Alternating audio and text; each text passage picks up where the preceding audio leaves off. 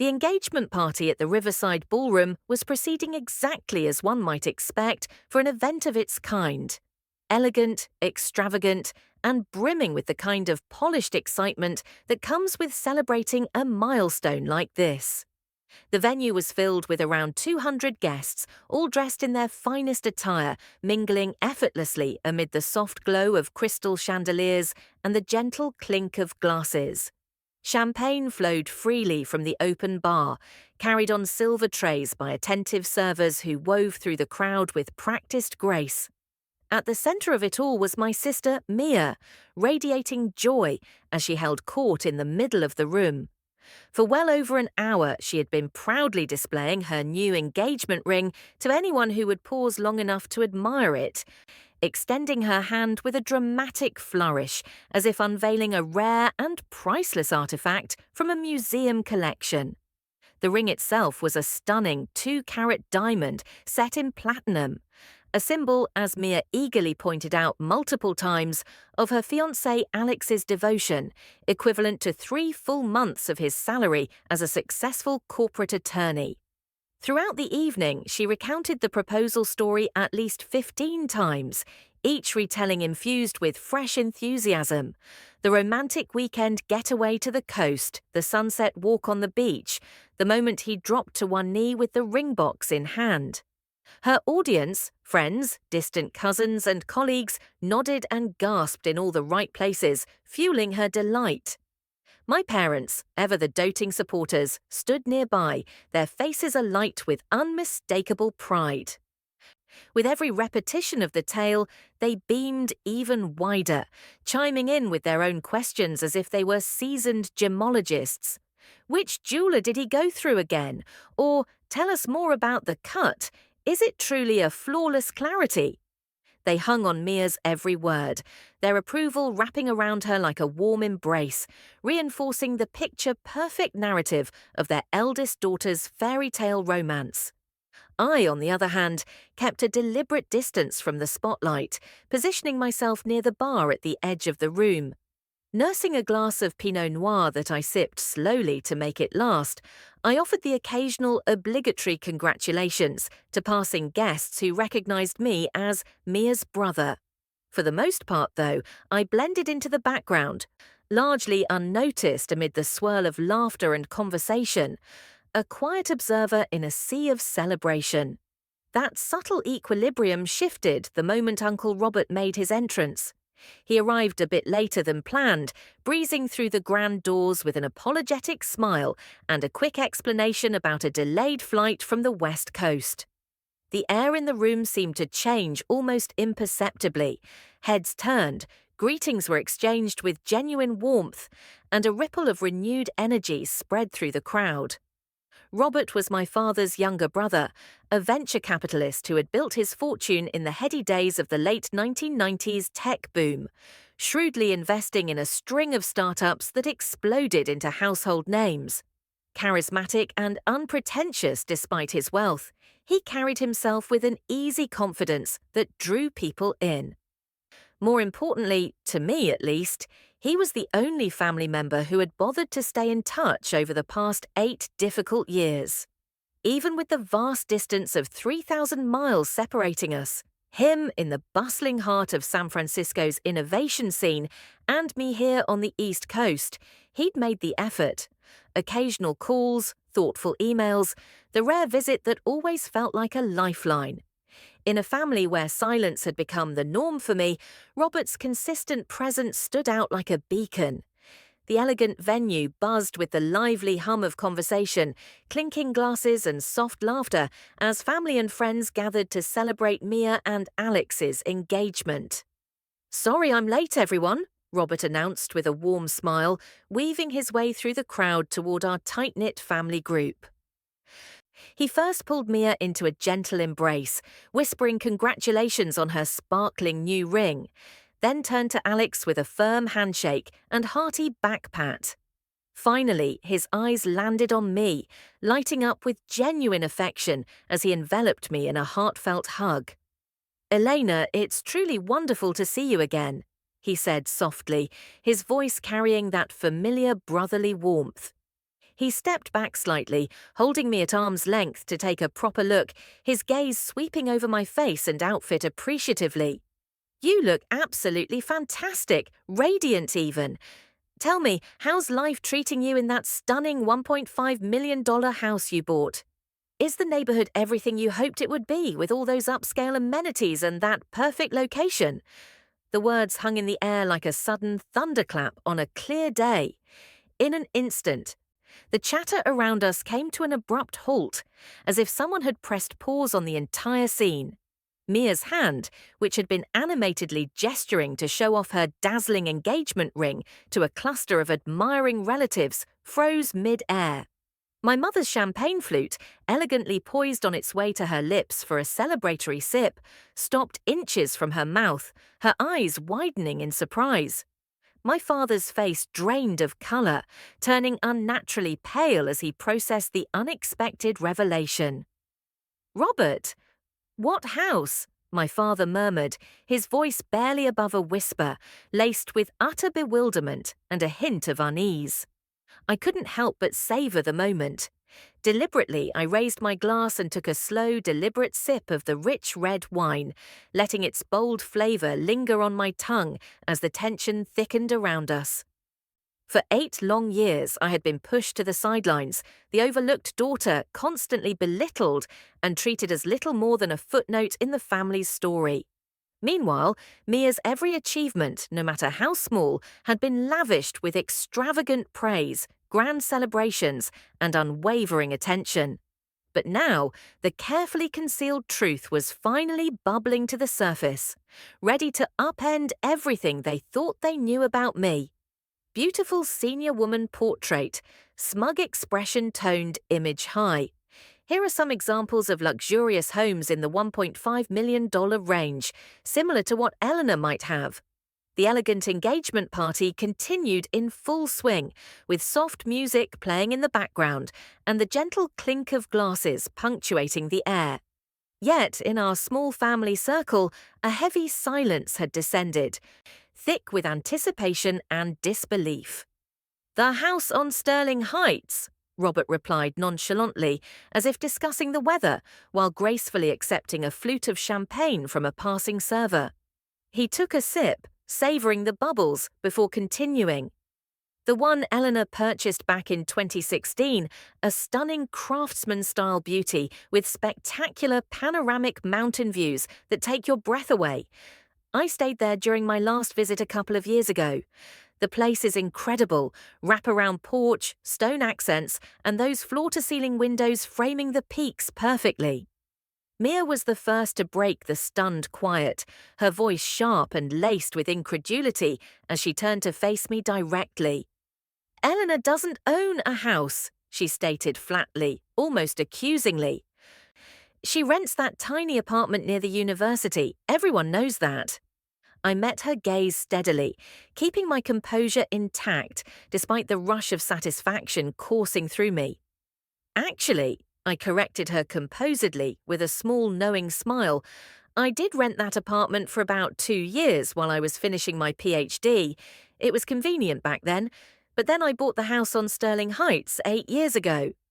My father's champagne glass tilted precariously in his hand, a few drops threatening to spill as his grip faltered. He stared at me, his eyes wide with confusion. What are you talking about, Elena?" he stammered, his voice barely audible over the distant murmur of the party. I paused for a moment, letting the words settle, before responding evenly and without a trace of boastfulness. "I'm referring to the 5-bedroom craftsman I acquired for $1.2 million in June 2016. It's now valued at around $1.5 million based on the most recent comparable sales in the area." The staggering figure seemed to echo through our little circle, reverberating like a shockwave.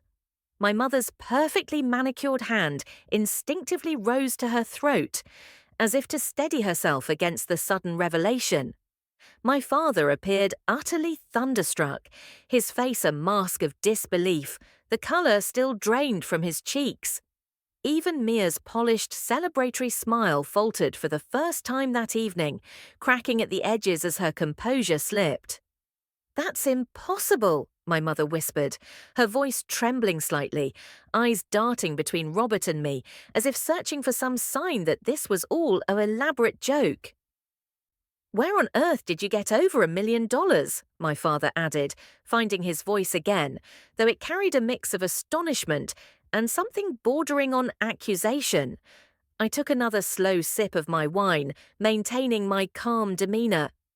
I put down $240,000 as the down payment and financed the rest with a mortgage, I explained matter-of-factly. Though, to be precise, I paid off the entire mortgage 6 years ago, well ahead of schedule. Robert nodded approvingly from beside me, a proud grin spreading across his face as he jumped in to support. Wise decision indeed. Elena's always been incredibly savvy with her finances, sharp as a tack. Remember that massive signing bonus she received from Helix Pharmaceuticals after landing her role there? She applied the whole sum, every last penny, directly to the principal. It allowed her to clear the remaining $960,000 in just 2 years. Smart investing and disciplined saving paid off big time. The opulent engagement party carried on around us, a whirlwind of laughter, toasts, and twinkling lights. But in our secluded family cluster, time seemed to have frozen. The air was thick with unspoken questions and the weight of revelations that no one had seen coming. Signing bonus, my father echoed faintly, his voice barely carrying over the distant hum of the celebration. He looked dazed, as if the words were foreign to him. What signing bonus? From when I joined Helix Pharmaceuticals, I clarified calmly, meeting his gaze with steady assurance. They offered me $180,000 as a signing bonus to lure me away from my postdoctoral position at the university. I put every dollar of it straight toward the mortgage principal. Mia, who had been standing poised and radiant moments ago, suddenly choked on her words. You got a $180,000 signing bonus, she managed to sputter, her eyes wide with a mixture of shock and something sharper, perhaps envy. That's actually quite typical for senior-level roles in pharmaceutical research, I noted matter-of-factly, without a hint of bragging. Especially when companies are competing for talent with specialized expertise in oncology. My current total compensation package is around $375,000 annually, including base salary, performance bonuses, and stock grants. The ensuing silence was profound, almost deafening amid the party's lively backdrop. Somewhere nearby, a guest's champagne glass slipped from their fingers and shattered dramatically on the marble floor, the sharp crash drawing fleeting glances from others. But in our circle, no one moved. My mother swayed slightly, one hand clutching her pearls as if she were on the verge of fainting, her face pale and stricken. Saxon Manor weddings and shabby chic wedding barn. Updated prices. $375,000, my father repeated numbly, the number tumbling from his lips like an incantation he couldn't quite believe. To break it down, I specified gently, my base salary is $280,000. Performance bonuses have averaged about $60,000 over the last few years, and this year's vested stock came in around $35,000. Robert, ever the supportive ally, grinned broadly from the sidelines, unable to contain his pride. Elena's being modest here. She's understating it a bit. On top of that, she's sitting on another $420,000 in unvested equity that will mature over the next few years. And don't forget the patent royalties. Those are the real steady stream. Patent royalties, my mother murmured, her voice fragile and cracking as she tried to process this avalanche of information. I nodded, offering a small, reassuring smile. Yes, I hold 11 patents related to innovative oncology drug delivery systems, targeted nanoparticles, and novel formulations that improve efficacy while reducing side effects. The licensing fees and royalties from those bring in about $95,000 yearly. Mia's hand, the one proudly displaying her new engagement ring, began to tremble noticeably. In the soft glow of the venue lights, the diamond that had sparkled so brilliantly earlier now seemed somehow diminished, overshadowed by the unfolding truth. My parents stood motionless, like statues carved from disbelief, grappling desperately to reconcile this new, accomplished image of me with the quiet, overlooked daughter they thought they knew. I don't understand, my mother finally said, her voice breaking as tears welled in her eyes. You're just a pharma researcher. How can you possibly afford all this? A house, patents, that kind of money? I corrected her gently, with no trace of resentment, only quiet confidence. Actually, Mom, I'm the director of oncology research at Helix Pharmaceuticals. I lead a team of 47 talented researchers and clinicians. Right now, we're spearheading phase 3 clinical trials for a groundbreaking pancreatic cancer drug, one that targets specific pathways to dramatically improve survival rates and could truly transform treatment options for patients worldwide. The glittering engagement party swirled on around us, a cascade of champagne flutes, elegant gowns, and forced smiles. But in the eye of our family's storm, everything had ground to a halt. Faces that had been beaming with joy moments earlier now reflected a spectrum of shock, confusion, and dawning regret. Robert, sensing the perfect moment to drive the point home, casually pulled out his phone and began scrolling with a knowing smile. Actually, he said lightly, Elena's latest work was featured in Nature Medicine just last month. The article called it groundbreaking. Some reviewers are even whispering that it's potentially Nobel-worthy down the line. Nobel Prize, my father rasped, his voice hoarse and disbelieving, as if the words were from a foreign language. I waved it off modestly, though a quiet pride warmed me inside. It's far too early for talk like that, I demurred gently, but the results are promising. We're seeing unprecedented response rates in the trials. Mia's composure, already cracking, shifted into something more defensive. Her eyes narrowed as she crossed her arms. Why didn't you ever tell us any of this? She demanded, her tone sharp and accusatory. I met her gaze softly, without anger, only a calm recollection of the past. I did tell you, I replied quietly, multiple times over the years. You just didn't listen. Or perhaps didn't want to. That's not true, my father protested weakly, shaking his head as if to dispel the uncomfortable truth. Robert interjected smoothly, his voice steady and factual. Actually, it is. I've got the emails right here if you'd like to see them. He tapped his screen a few times. November 2016. Elena emailed the family about closing on the house. You responded by calling it irresponsible and reckless for someone in her position. Then, April 2018, she shared the news about paying off the mortgage early during that Easter dinner call. The assumption was that she'd lost her job and was forced to sell or something similar. We didn't say that, my mother denied weakly, her voice trembling as memories flooded back. You did, I affirmed calmly, without bitterness. But it's okay. I stopped expecting different after a while. Robert continued in his casual, unflappable manner, pocketing his phone. Speaking of which, Eleanor, have you made a decision on that lake house yet? What lake house? My father demanded sharply, his head snapping up as another bombshell loomed. Robert grinned. Oh, just a luxury spot on Lake Serenity she's been eyeing. 6 bedrooms, private dock, 3 acres of pristine land with stunning waterfront views.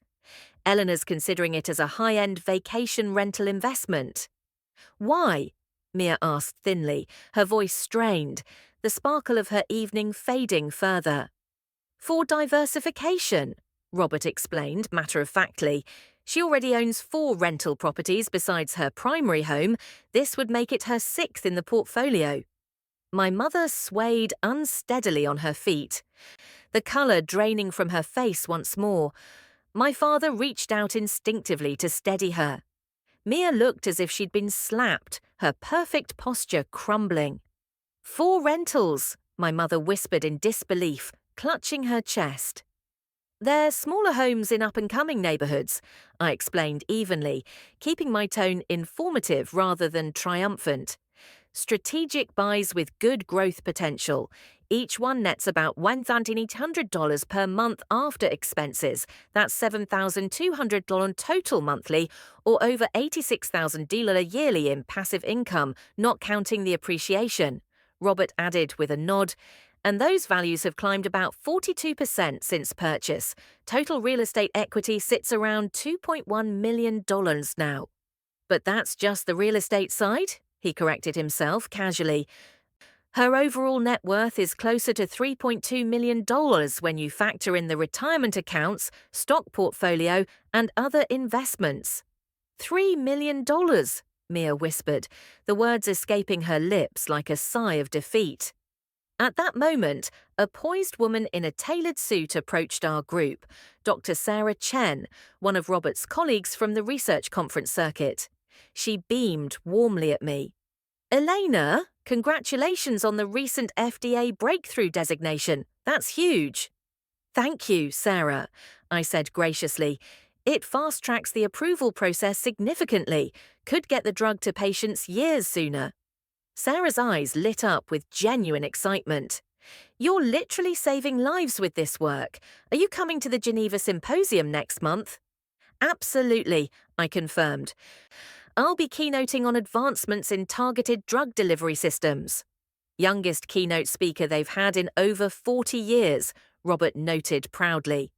Mia's expression soured further, a bitter edge creeping into her voice. So you're famous now? Not famous, I corrected softly with a humble shrug. Just respected in my field. My work has been cited over 4,000 times across 37 peer-reviewed papers. It's about contributing to science and helping patients. That's what matters. The weight of the revelations hung heavily in the air, turning the once celebratory atmosphere into something raw and charged.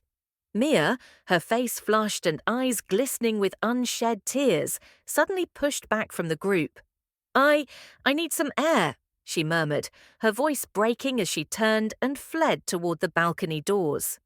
Alex, ever the devoted fiancé, cast a quick, apologetic glance around before hurrying after her, his hand reaching out to steady her as they disappeared into the cool night beyond the glass.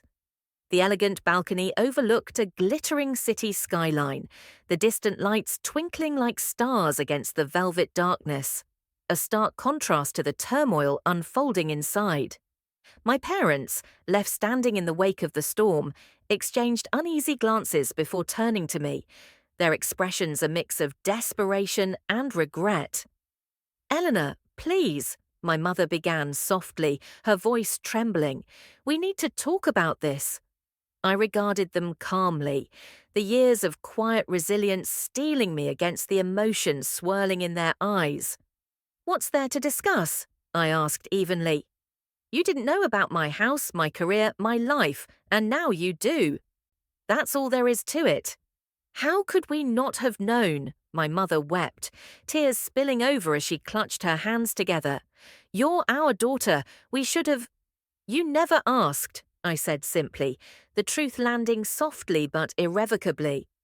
Every conversation, every family gathering, it always shifted back to Mia, her news, her achievements, her life. Robert nodded solemnly from beside me, his presence a quiet anchor. It's true, he agreed. It's always been the Mia show. Elena's successes just got lost in the noise. A heavy silence descended, more condemning than any words could be. The distant laughter from other guests felt worlds away. Memories flooded back unbidden, painful flashes of moments I'd long buried. Do you remember 6 years ago at Thanksgiving? I recalled gently. I was so excited to share about my breakthrough with targeted nanoparticles. I started explaining it, and midway through, you interrupted to ask Mia about her new apartment decor. My mother's face crumpled further. I'm so sorry, she whispered, her voice barely audible, for not listening, for not caring enough to hear you. We love you both equally, my father insisted, his tone pleading as he stepped forward. You have to believe that. But when I gently tested that claim, asking them to name my job title, my company, even my current address, they faltered, stumbling over vague guesses. Robert, with a sympathetic sigh, supplied the details they couldn't recall. The emotional confrontation reached its peak in the midst of the upscale gathering, faces etched with years of unspoken truths. Finally, my father asked, his voice cracking with vulnerability, "What do you want from us now, Elena? Tell us how to make this right." I paused, searching within myself, and realized the answer with a profound clarity. "Nothing," I said quietly, the word carrying the weight of liberation. "I stopped needing your validation or your pride years ago. I've built my life without it." "We can change," my mother pleaded desperately, reaching out a hand. "We want to be part of your world now that we see—" But I cut through the plea with gentle honesty. "Or is it that you finally want to brag about your millionaire daughter, the one with the patents and the groundbreaking research?" They flinched as if struck, the accusation hitting its mark. "All these years you saw me as less than Mia. You were wrong, but you never bothered to look closely enough to realize it." Unable to bear the intensity any longer, I turned toward the exit, weaving through the crowd with purposeful steps. Robert caught up to me in the foyer, his hand lightly on my arm. "You were perfect back there," he said softly, his eyes full of brotherly pride. "Poised, honest, strong. If they want reconciliation, they'll have to earn it, on your terms."